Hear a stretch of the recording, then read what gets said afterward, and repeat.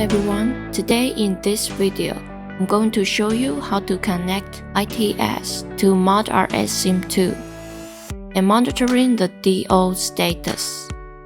Before we get started, we need to do some preparations. First, we need to check if both ITS and ModRSsim2 are running. Then, make sure the I/O setting of a ModRSsim2 is in DO page. The setting for ModRSsim2 protocol should be Modbus TCP. And next, we have to understand the following information. ITS follows Modbus TCP protocol to connect ModRSsim2. The IP address is 127.0.0.1 and the port number must be 502. According to Modbus specification, the node ID as known as station ID should be 1. The function code is 1. The address should be 0. And the quantity is 1. That's all the parameters we're going to put, so we can read the ModRSsim2 DO value. Alright, let's go to ITS. Let's log in ITS using administrator account. Both username and password are admin. After we log in, let's switch to the setting mode. Click Project and Settings. Or you can simply press the hotkey for Ctrl and F2 to jump to the setting mode. First step, we need to create a new TCP loop. See the sidebar menu on the left-hand side and click Loops. By the way, loops is short for communication loops. Next, go to the menu bar on the top left side and click New button to create a new loop. And you will see the Create Loop pop-up window. Let's take a look. In the name field, we can rename it and call it a name with meaning, such as a TCP01. Then, the type field, we need to select TCP, and the IP address is 127.0.0.1, and the port number is 502.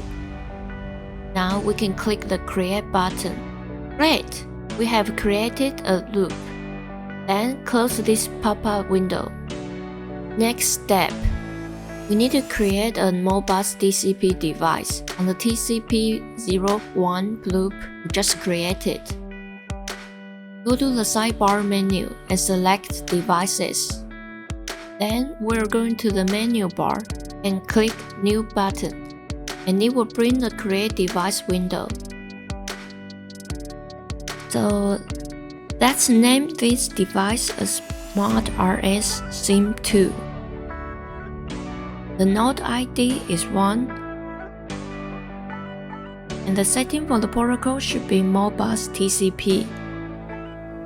As for the main loop, set it to the loop TCP01.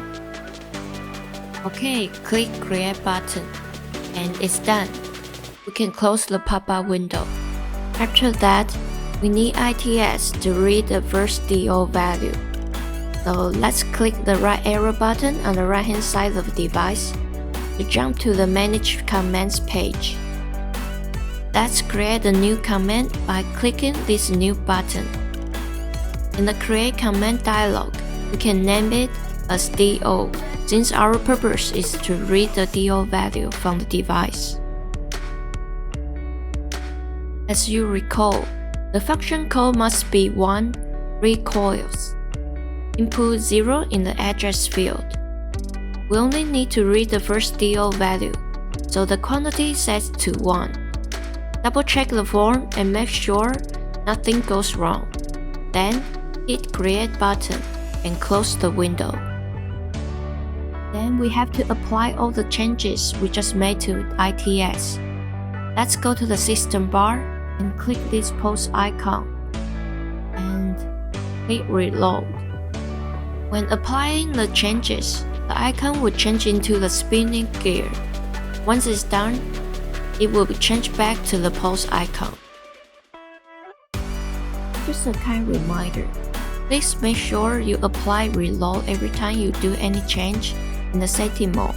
Otherwise, settings will not be changed. Now we have to check if ITS is connecting to the device. ITS has a built-in tool to overview the status of devices. It's called Device Monitor.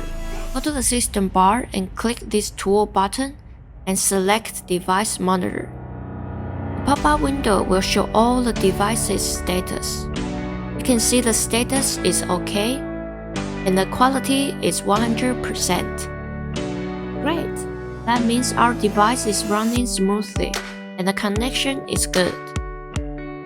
Next step, since ITS is connected to the device, we need to get the DO value from the device. So let's go to the sidebar menu and select the text option. It will lead us to the Manage Text page. Go to the menu bar and click Import Device. And DO means the device command. And the item 0000 means that it's the first DO item. And check the checkbox, then click the Import button. Then the pop-up dialog will ask you to rename it. Here we just keep it the way it is. Click Start and go back.